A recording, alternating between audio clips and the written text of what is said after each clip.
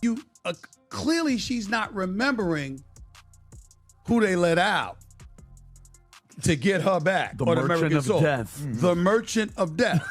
An arms dealer that wanted to kill American citizens, according to the report. I mean, the trade took a little minute to happen, too, on the back end, on my end. Like, I had to get transferred from the penal colony to the men's prison in Moscow. By implying that Brittney Griner may have buried DNA records, Stephen A. Smith just stoked controversy inside the WNBA and raised concerns about why the league continues to permit her to play unpunished. If there is any truth to the rumors, consider that. Why hasn't the league taken any action? We examine the controversy in great detail tonight, layer by layer. Although Stephen A. Smith has made a living by taking risks, his hinting about unreleased documents connected to Brittney Griner felt more serious than his typical antics. He paused just long enough for people to question if he knew more than he was saying, speaking with that razor-sharp edge for which he is famous. He asked why, in spite of years of violent episodes on the floor, has never experienced league-shaking repercussions. Analysts and fans noticed it right away. Was Stephen A. merely promoting a segment, or was there more to the suggestion? Consider it. This man has extensive contacts at all basketball levels. Usually, it matters when he mentions names. What, then, was he indicating? Why is the WNBA silent if there are indeed rumors of documentation from her time in Russia? Why don't they acknowledge the smoke at all? Stephen A. stressed the importance of that stillness. Furthermore, in sports, being silent frequently has greater weight than is stated in an official press release. You must dissect Griner's comment in order to comprehend why it went viral. Supremacy. Her wingspan eliminates passing lanes, and she's not just 6 feet 9 inches. She modifies the court's geometry. She has been a defensive mainstay since her first season, frequently leading the league in blocks and scoring well into the double digits on average. She frequently participates in the All-Star discussion and wears a title ring. Her presence compels opponents to change everything from attacking sets to driving lanes. This is where things become more tricky, though. Her edge is questioned by fans rather than her abilities. Does her strength seem like something that she has been given, or is it something that creates an unfair playing field? Given how precisely it addressed that argument, Stephen A.'s DNA comment struck like lightning. You would be smiling, you would be ecstatic, you would be happy, and something like this wouldn't faze you at all. The fact that it does is disturbing. She is already perceived by the league as a physical anomaly. When you add conjecture regarding testing or records, every hard foul and blocked shot starts to seem like a part of a larger narrative. Dominance under suspicion has replaced simple dominance. Among the most shocking episodes in sports history is still Griner's captivity in Russia. She was detained for months after being arrested for possessing cannabis, and the United States eventually negotiated her release in return for Victor Bout, an arms dealer known as the Merchant of Death.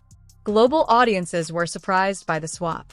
It was unbalanced on paper, a basketball star for a man with a trafficking conviction. Weapons. Just that agreement made people wonder why Griner was so crucial to U.S. negotiators. At that moment, theories began to circulate, and Stephen A's most recent remarks added gasoline to the fire. Imagine if Russia subjected her to medical examinations. Could the results of the data collection have influenced the negotiations? Although we cannot be certain, the rumors persist. And every move she made on the court felt amplified by that global context as soon as she set foot in the United States. Every celebration, every foul, and every emotional outburst had greater significance, as though people were not only watching her play basketball, they were observing her in real time. A headline. Her comeback to the WNBA was presented as an example of tenacity. Her leadership was praised by her teammates. Although coaches commended her strength, her return wasn't the only noteworthy event. It was the way she appeared on the ground. Fans immediately saw that she was just as physically strong as before, if not more so. Elbows in paint, hard screens, and heated arguments with referees. Everything was included in the package. What individuals were witnessing was validated by statistics. Highlight clips frequently feature as many fights as they do clean finishes, and her foul rate each game is among the highest ratings for centers. That's what Stephen A. held on to. He wasn't referring to her free throws or jumper. The question he was posing was unpleasant. Why doesn't the league intervene if she is constantly involved in contentious situations? Balance is what fans desire, not just spectacular plays. And those rumors get stronger each time the WNBA remains silent. It took a little minute to happen too on the back end, on my end. Like I had to get transferred from the penal colony to the men's prison in Moscow, and I got checked into there.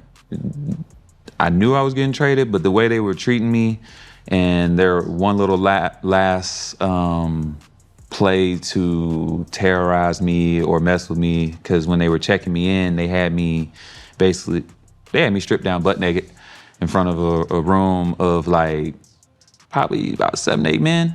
And they had the Polaroid and they got me spinning in a circle while they like taking photos, right? Of my tattoos, because my tattoos are, whatever they are. Was it just the tattoos? Then arrived with record-breaking college stats and a game centered around range, vision, and poise, Caitlin Clark was the most anticipated rookie in decades when she joined the league. Clark immediately rose to prominence as the face of a new generation, drawing sold-out audiences everywhere she went. She was headed for a collision with Gurrier because of that spotlight. The contrast was electric when the two were on the same floor. Gurrier contributes raw power and pain dominance, whereas Clark plays dexterity and thrives on spacing. It was new blood fighting the old guard. And the arguments were only made more heated by the times when Clark took in Gurrier's contact. In terms of free throws drawn, Clark leads the league, but when a player like Gurrier commits a foul, it appears more like a test of survival than basketball contact. Before the headlines were published, Stephen A. saw them. His remarks transformed a rivalry into a cultural flashpoint just when Clark was blowing up. Gurrier was in the core of the collision between the league's past and future. This begs the question, why hasn't the WNBA done anything about it? When stars go too far, other leagues frequently suspend them, impose penalties, or hold reviews. The answer has been muted in Gurrier's instance. As if nothing were brewing, the games went on with no announcements of concern or inquiries. That quiet doesn't. Simply to keep Griner safe. Doing so jeopardizes the league's reputation. Fans begin to question whether star power takes precedence over justice. Think of her worth to the WNBA. She is a seasoned professional, a well-known person throughout the world, and a representation of tenacity during the crisis in Russia. The league's marketing strategy would suffer if she were removed from the court. In addition, she is viewed by advertisers and media partners as a face that draws attention to the league. Losing that recognition could have an impact on visibility and income. However, it appears more like favoritism the longer the quiet lasts. Fans have also observed the gap that Stephen A. pointed out. They perceive the double standard, and when accountability appears to apply to everyone but the league's biggest player, nothing sounds distressed as a dearth of explanations. It will become increasingly difficult for the WNBA to handle this, with outcoming seen as reactive rather than proactive as the heat mounts. Clearly, she's not remembering who they let out to get her back. The or Merchant American of Soul. Death. The Merchant of Death. An arms dealer that wanted to kill American citizens, according to the reports. That's who they let out. Mm-hmm. For her. You would think that you would be smiling, you would be ecstatic, you would be happy, and something like this wouldn't faze you at all. The fact that it does is disturbing. It is impossible to overlook the politics involved in this case. Basketball is only one aspect of Gurrier's story. Her power comes from her employment as a symbol of social justice, foreign diplomacy, and league identity, things that few sportsmen ever do.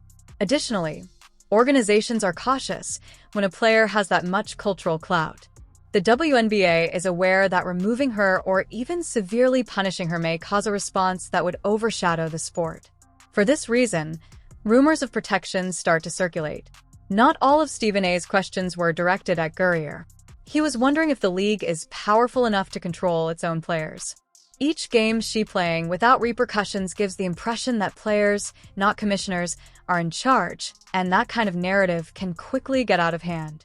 Who really controls the WNBA, the executives, or the players they fear losing? That remains the unanswered question. Furthermore, whether discipline is applied equally affects the league's credibility with sponsors, broadcasters, and even other players. What message does it convey to the rest of the squad if the league gives into pressure for one star? These are the political factors that influence every choice and give the whole dispute a sense of scope that goes much beyond a straightforward on-court matter. From the admirers' viewpoint, fairness is the main problem. Imagine putting in a lot of effort as a rookie to establish yourself in the league, only to watch a top veteran get away with actions that would have earned you a technical right immediately. That leads to animosity. It is also viewed by followers of Caitlin Clark and other up-and-coming celebrities. They witness novices take whistles for small push-offs while Griner yells at referees, throws elbows, and escapes unharmed. Not only does that irritate athletes, but it also irritates ticket buyers. When dominance is earned, it is revered. Nevertheless, partiality goes too far. What those supporters have been muttering to themselves was reflected in Stephen A's remarks. He acknowledged their annoyance by raising doubts about the league's silence. Additionally, confidence erodes when fans begin to doubt integrity. It's a risky environment for a league looking to expand. Fairness is the main concern from the fans' point of view. Imagine working hard as a rookie to establish yourself in the league and watching a talented veteran get away with actions that would have earned you a technical right away. That leads to animosity. It is also seen by followers of Caitlin Clark and other up-and-coming celebrities. They witness novices take whistles for small push-offs while Griner yells at referees, throws elbows, and escapes unharmed. Players aren't the only ones annoyed by that. It irritates those who purchase tickets. Dominance is. Favoritism goes too far, yet it's appreciated when it's earned. What those supporters have been muttering to themselves was reflected in Stephen A's remarks. He acknowledged their annoyance by raising doubts about the league's silence. Additionally, confidence erodes when fans begin to doubt integrity. It's a risky environment for a league looking to expand. The true tragedy in this situation is how much the drama takes precedence over all other WNBA events. Talent is at its peak right now. Wilson is producing numbers worthy of an MVP. With her playmaking and shooting skills, Sabrina Ionescu is redefining what guards are capable of. Breanna Stewart is continued to rule the entire floor. Additionally, the league hasn't seen this much interest in years thanks to Caitlin Clark. But in spite of everything, the topic of Brittney Griner keeps coming up. Analysts argue about DNA, hostility, and partiality rather than highlighting highlights. It's draining for teammates and spectators who simply want to concentrate on the game. Stephen A is well aware that controversy sells. Additionally, he shifted the focus even more from basketball to scandal by embracing this perspective. This is the reason the WNBA is in such jeopardy right now. It runs the risk of losing command of its own story. What takes place now?